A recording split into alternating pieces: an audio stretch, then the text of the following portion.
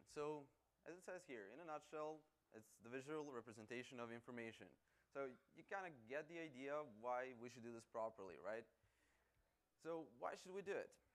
We need to help people understand information quickly. So in this day and age, we're handling mass amounts of data, and we would like to give some context to the data itself. So we need to help our users, also like our colleagues, understand what we're actually doing and what is the data and the meaning of the data behind it.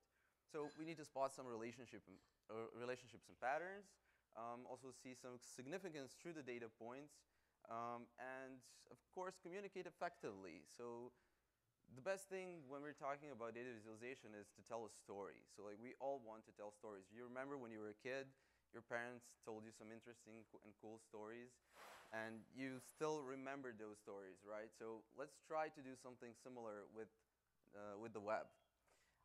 Yeah, and at the end, try to make the world a better place. I think that's the end goal. So did you know that the beginnings of data visualization are strongly tied to solving some of the biggest problems humanity has ever faced? I always like to go dive into the history. So here we have a really nice example. We have a chart, I would say, that represents estimates of distance and longitude between Toledo and Rome. It was created by a Dutch mathematician and astronomer called Michael Florent van Langren in the 17th century. And this represents kind of like one of the first data visualizations humanity has ever seen or did. So what is so interesting about estimating the distance in longitude between Toledo and Rome? So I don't know if you know, so there's a thing called latitude, there's a thing called longitude. You probably, most of you know the difference, right? But what is interesting here is until the mid-1750s, accurate navigation in sea out of sight on land was an unsolved problem due to difficulty in calculating longitude. So navigators can determine the latitude by measuring the sun's angle at noon, but longitude was an extremely difficult and challenging problem at that time. So this problem has been solved in 1761 by a guy called John Harrison. So he actually built something called chronometer. You've probably heard of it. It's a familiar thing. So he was actually a carpenter, and he spent 31 years solving this one problem, and he solved it. So imagine what we can do.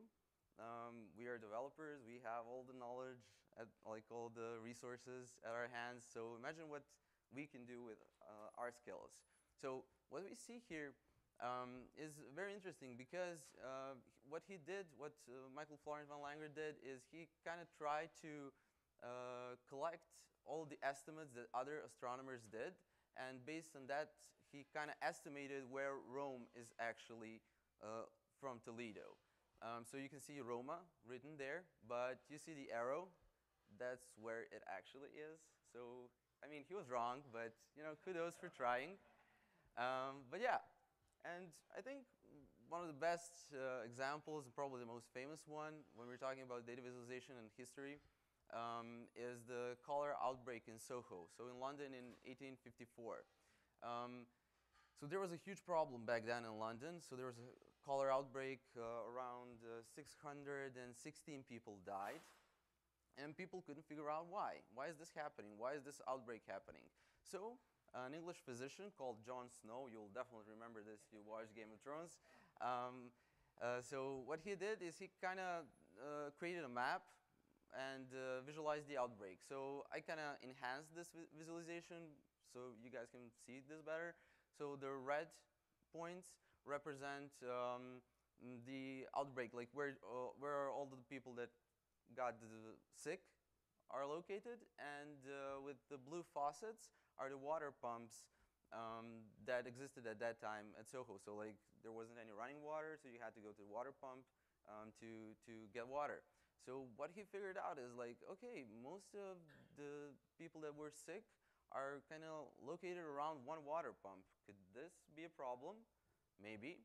Okay, let's shut this down. And as soon as they closed the water pump, People started getting better. There was no more sick people, and he solved the problem, data visualization. So yeah, today we're facing many different problems. Of course, there's an Ebola outbreak in Congo, there's privacy breaches, there's refugee crisis, housing crisis, hurricanes, climate change. And although I don't want to relativize any of these problems and say they're equal, they're not. Some of these problems are really serious, but it's something that we are concerned about. So right now we have a lot of municipal open data, and we can kind of get the data for free.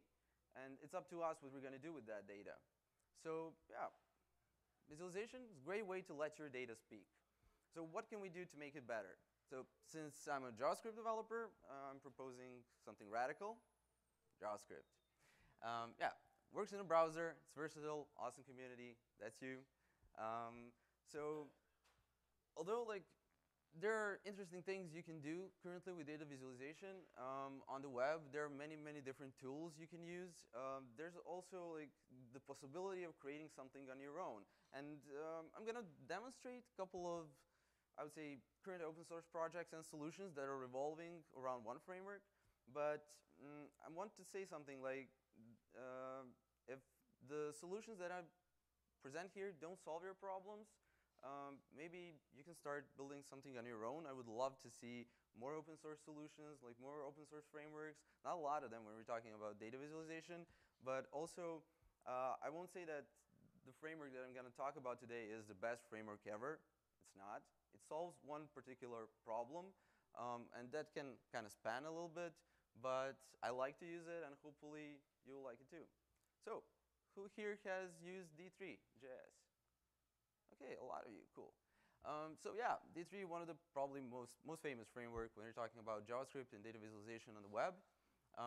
It's being used basically like on almost every single interactive website currently in some sort of way.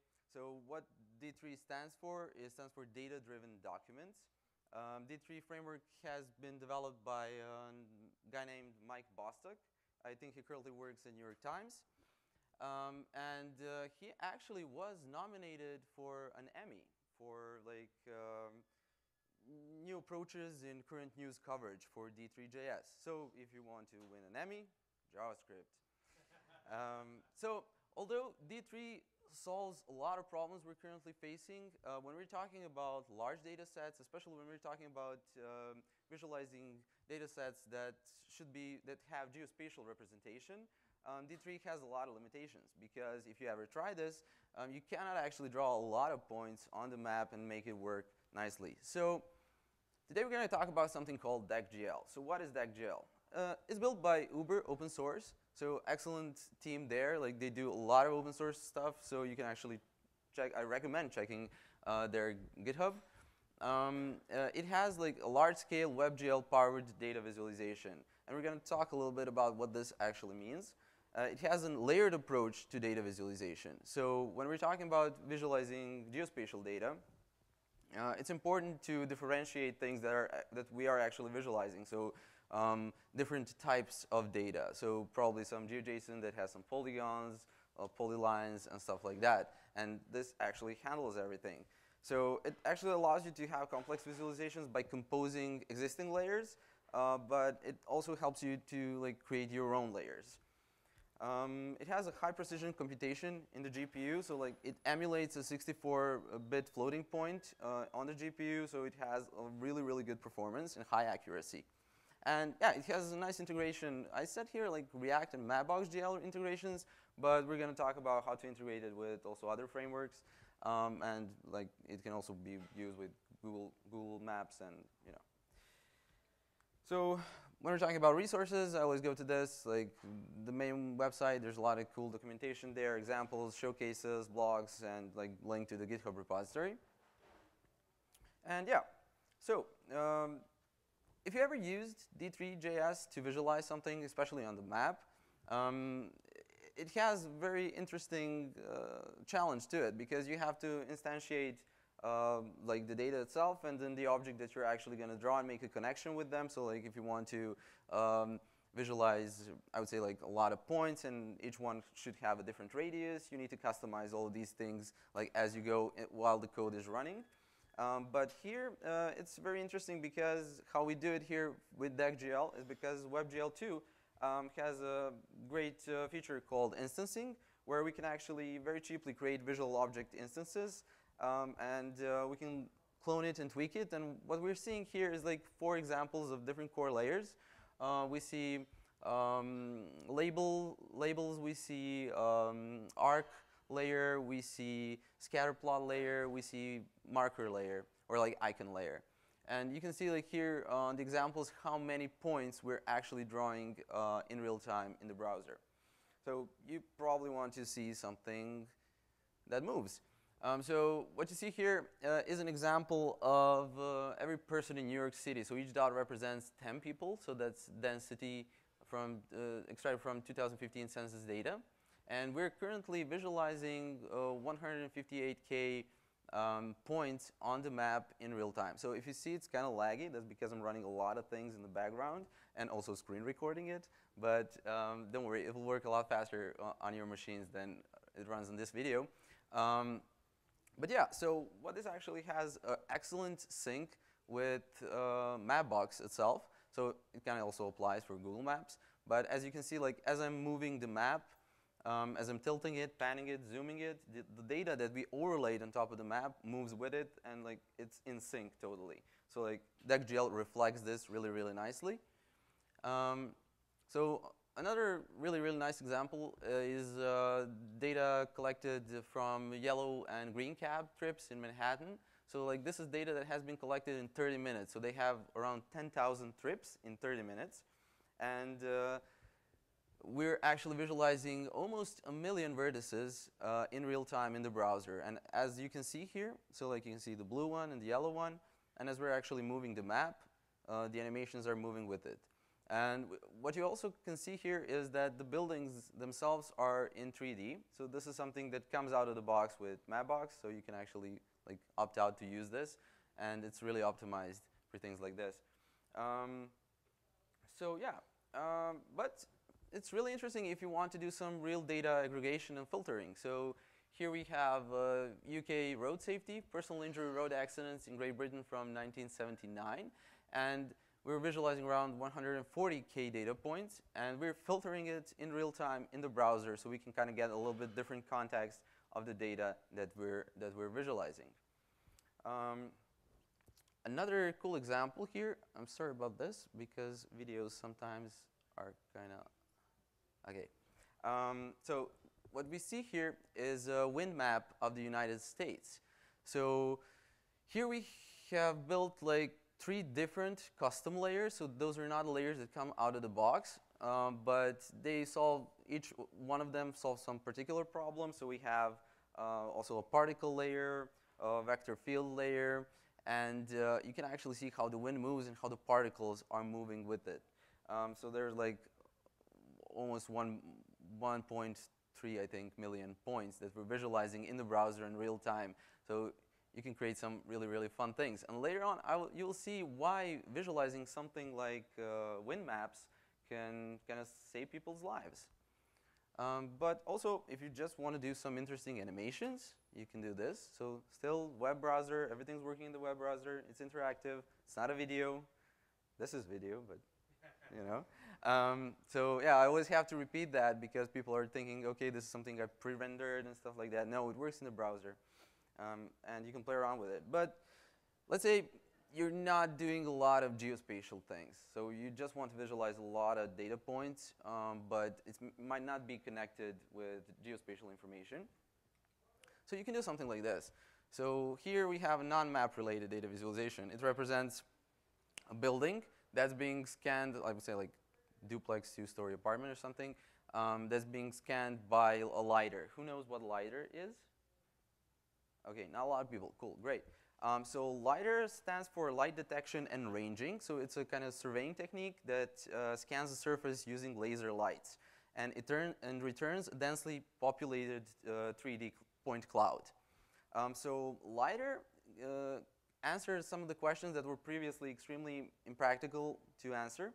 So you can actually calculate the precise tree coverage of every building. Like you can calculate tree coverage around every building on an island. So why is this important? So trees are like natural windbreaks. So if there's a hurricane coming, knowing where the good coverage or like the bad coverage with the trees, like as windbreakers are, can help save lives, because we can then know to maybe evacuate people from that area and stuff like that. So FEMA uses LiDAR to analyze this and plan for upcoming hurricane seasons. So like if you scan the trees and you do something like a wind map, you can actually figure out what parts of the islands will be affected mostly by hurricanes. Like, so yeah, still like here you see that we're visualizing around 800K data points here. And you can move, you can interact with it. So like you can actually visualize almost anything. This is not a 3D object, that's important to say, so it's not an OBJ or something like that. It is a point cloud, so every point here you can actually interact with it if you would want to do something like that here. So, how does it work? Okay, so let's say you have your app. So that app can be React, Angular, Vue.js, Amber, whatever you're using. It can be Vanilla.js. And you have your UI there. And let's say you want to visualize some interesting geospatial data. So you would have your base map, which would be here, I said Mapbox.gl. So it has a framework wrapper around it. But if you want to use Google Maps, this can also work. And you already have your map, you have your app, and you want to visualize something on that map. So yeah, you're going to use deck.gl. So you're going to use deck.gl to build your like layers on top of the map. And how this actually works is that the framework wrapper works really nicely with deck.gl for Mapbox, because the team at Uber actually uses Mapbox for their visualization. So they built this integration really, really nicely. But they also started working with Google Maps, so you can actually play around with this. So yeah, you give your layers to deck.gl, you do something with them, whatever. And this goes all the way to Luma.gl. So what is now Luma.gl? A lot of GLs here. Okay, so Luma.gl kind of, it's a companion WebGL framework for deck.gl. So it kind of has it's an ESX code base, like for classes to wrap around WebGL1 and WebGL2 entities. So it's interesting if you like want to get into WebGL, you can actually check out the source code for Luma.gl and figure out how it actually works, and you can start with WebGL. It's interesting. Yeah, so let's say you have your React app. So I can assume like who here uses React? Okay, cool, a lot of people. So let's say you have your React app and you want to visualize something. So you'll probably have your React component, and that component would have some data. So you would pass that data to something called the layer manager, or like to deck.gl in the layer manager. So if you have data like in GeoJSON format, so it's different, right? So you have your polygons, you have some lines, you maybe have some points and stuff like that. So what layer manager does, it's kind of like just takes all these different types of data and it gives out to different layers. So like you can actually draw multiple layers at the same time, and deck.gl handles this for you. What we're actually doing here is like we're visualizing geospatial data, so we need to have a map. So there's a wrapper around Mapbox.gl called React Map.gl, which actually visualizes the map itself, but it has a really nice integration with deck.gl, so you can actually connect all these things and like have the seamless interaction with the map, with your app, with your React component, and it works really nicely. Everything gets passed down to Luma.gl, which handles like the WebGL rendering, but yeah, that's something you don't have to worry about a lot. So here we see how like integration with Mapbox and deck.gl works. So what we see here is several layers. So let's say you have your map, and on that map you have label layers. So like you want to display the name of the streets and everything. So you also want to have your buildings in 3D, so that would be another layer. We're still talking about just Mapbox layers. And let's say now you want to visualize your data on the map. So you would maybe use a scatter plot layer, and you would maybe use an arc layer. Let's say you want to visualize some connections, some road trips, or whatever.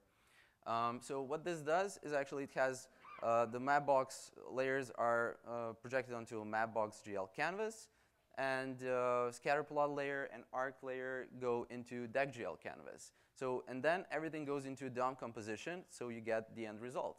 So, but there's an interesting problem with this. So you can see that the scatterplot layers are going on top of the buildings, and the arcs are going actually through the buildings, and like the label names of the streets are covered with the markers. So this, not that nice, right? And so what they did actually, guys, from Mapbox, they enabled in their one of the previous releases, they enabled third-party layers to draw in the same WebGL context that Mapbox map is rendered in. So this opens a lot more possibilities to have like really tight and integrated geospatial visualizations. So what you see here is like a solution to the problem, because this integration can enable you to actually prioritize the layers, so you can have labels of the streets like on top of the scatter plots, and there's no confusion what's happening there. So you can see here how this actually works. So you can see that the name of the streets are above the scatter plot layers. You can see the arcs are actually ending where the building is beginning. So all of these 3D elements are correctly obscuring each other. So yeah, let's say you want to start coding, right? That's the most important thing. I won't talk a lot about like how you can actually go into code with deck.gl, because the documentation is really wide, and like you have a lot of examples, but this is some basic example of how you can use it with React. So like you import all the main libraries that you want. Pretty straightforward. You import React, you import deck.gl, line layers, static map. So let's say we want to draw one line on the map, and that's why we would use something called line layer. And we're importing static map from React map.gl, because that's the wrapper around the Mapbox's map. So yeah. And let's say we want to initialize our map. So if you're using something like Mapbox, you'll probably have your token, and you'll initialize some view state for the map itself. So it makes sense, because whatever you're visualizing, you want to visualize it in a certain location. So you have to initialize where the map will be starting with, like with longitude and latitude, set zoom level, pitch, bearing, whatever you want. There are many different properties here you can set. And yeah, so you want to draw your line layer. So if there's a line, it has to have a beginning and an end. So those are 2 points, and we just have this in the data. We have a source position and target position as a latitude and longitude pairs. And we're now going to just pass this data to our React component. We're going to call our line layer. We're going to pass the data to it. And what we're going to do there is just going to return deck.gl. So what is deck.gl? So you can see like it's a component that's being imported in the first step. And we say our initial view state, that's where the map is pointing at the beginning. So you can kind of play around with this. And we pass the layers to the deck.gl. So, and then within the deck.gl is our map, like our static map, or like our Mapbox or Google Maps or whatever. And this works really nicely and integrates correctly with one another. So if you want to use it with Angular, and it's always a question like, okay, you're always talking about React. How are we going to use it with Angular or other frameworks? So because Uber uses it intensively with React and Mapbox, these solutions are the most supportive, and like you have a lot of documentation on how to use this. But if you want to use it with Angular, there are like a lot of examples on the web how you can do it, but none of them are, I would say, like kind of official. So the wrapper that wraps the Mapbox and works with deck.gl doesn't exist, and it's not that good. Like it's not supported that much for Angular or other frameworks, but this is something that's being built by developers on the web, so you can have a lot of examples and see actually how this can be used with Angular. So what you want to do here, I just set this one function for adding trips layer. So like you have your Mapbox layer, you just position the type, you say the data, and you kind of create some functions that you want to use there. So like you kind of go around the React map integration, but it works really, really nicely, and you have a lot of examples you can check out. So if you have your phones, you can scan this QR code. So like I'm talking and talking and talking, and you'll see like this doesn't work. This is not working in the browser. You're lying to us. I'm not. So hopefully it will work. I haven't tested on all the phones, of course, but like tested in Firefox, tested in Safari, tested in Chrome. So like, you can actually play around with this. It's a React plus deck.gl example. So it's an app called Flight Mapper. So you can actually enter where you're flying, and it will connect the points, and you can actually type in the airplane model or whatever. So it's very interesting if you're like traveling a lot like me, so you want to visualize something. Does it work on your phones? Yeah, cool, nice. So yeah, this is where I came from. So this is Serbia.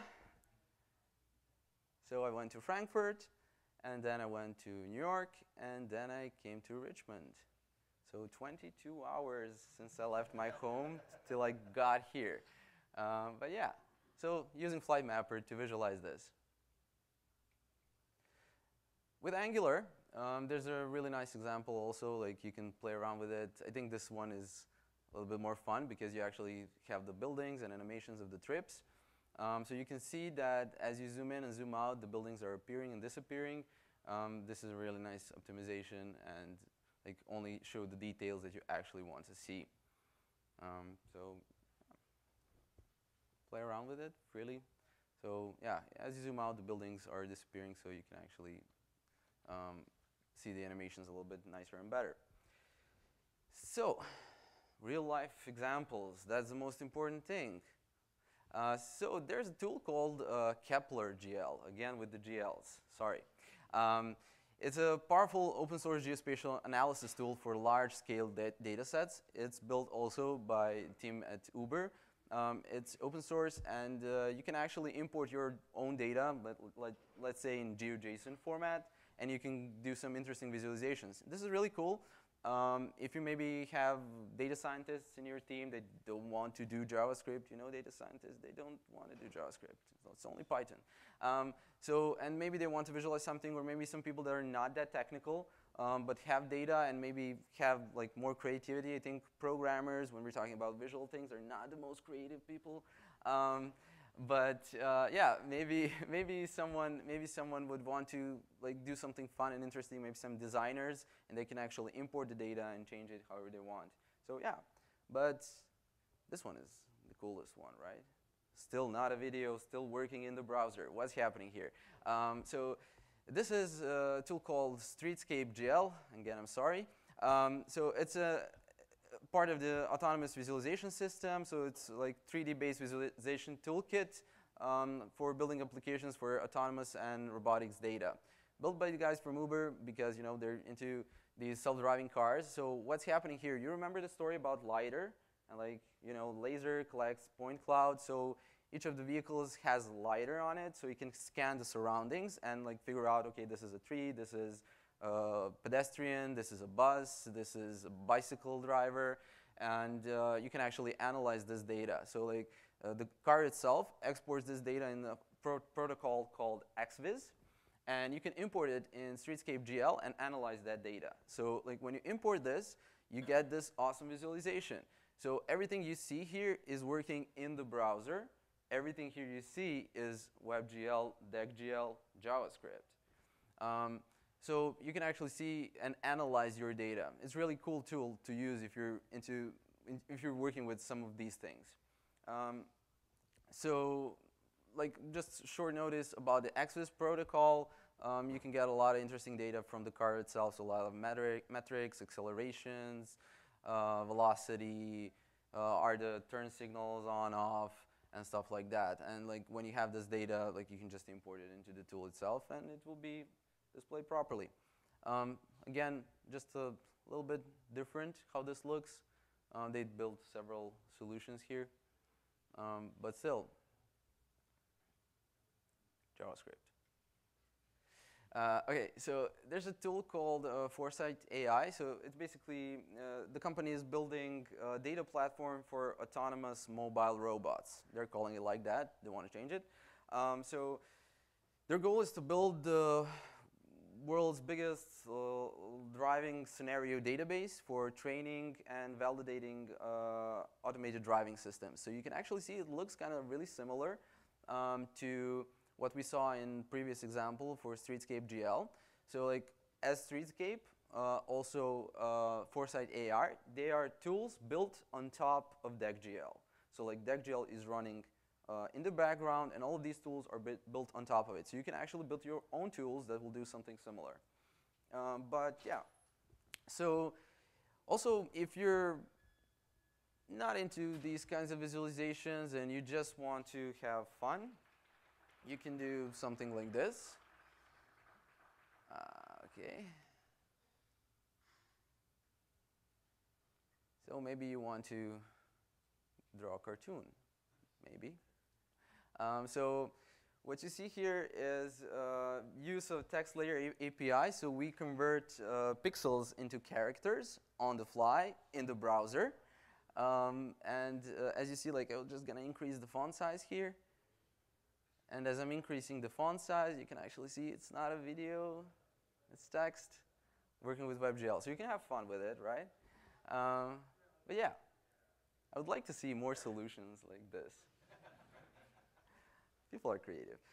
So yeah, and when we're talking a little bit more about the references and where to go and how to start and everything, so of course, as I said, deck.gl's website, WebGL on Medium. So this is the publication by the open source team at Uber. They have really, really cool blog posts. They do a lot of analysis, show different kind of tips and tricks how to visualize data with their tools, but also with like general tools that are available online. Nico Belmonte, he is one of the creators of the examples I've displayed previously. He was a lead at Uber. He now works at Mapbox. Great videos from him, also from Legili. And yeah, Xiaoyi Chen has excellent blog on data visualization, one of the best blogs that I've seen, like really, really cool techniques and what you can do with your data. And you saw the examples I've shown at the beginning, like the history of data visualization. So if you like that, there's a really, really cool guy called Michael Friendly. He's a professor at York University, and he is crazy about data visualization, the history of it. So he started something called Milestones Project, where he actually collects all the cool examples of data visualization throughout the history and maps them into his project. So you can actually read a lot about like data viz and the roots and the history and everything. Like, if you liked the examples before, I really recommend you to check this out. Also, Alberto Cairo, probably one of the most, I would say, like famous people when we're talking today about data visualization. He worked with like many companies, like from Microsoft to some United Nations, and like his book called The Truthful Art tells a really, really good story. Or like point is, try to make your data tell an honest story. So like, don't crook the view, because there are a lot of examples like dark patterns of what people do to visualize data. So like, it's just telling you a story like how to do it properly, or like, try to do it properly. Also, I always like to recommend books when I'm talking, because maybe you'll get some cool ideas there. And great book here is by Hans Rosling. It's called Factfulness: 10 Reasons Why We're Wrong About the World. Not a programming book. So yeah, you can read it in your free time.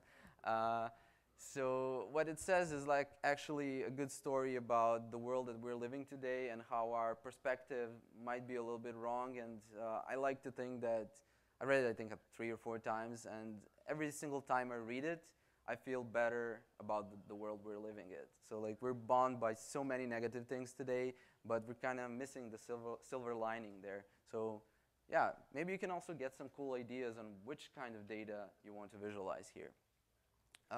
Yeah, Mapbox blog, always cool things there. There's a cool new publication called Nightingale. Data Visualization Society started that publication, I think, this year. So they publish a lot of cool things. They're not always related to programming, just data viz and stuff like that. So yeah, next time you decide to do some JS coding, think about how your code can impact the world and use it for good, not evil, and save the world. And follow me to find out more. Thank you very much.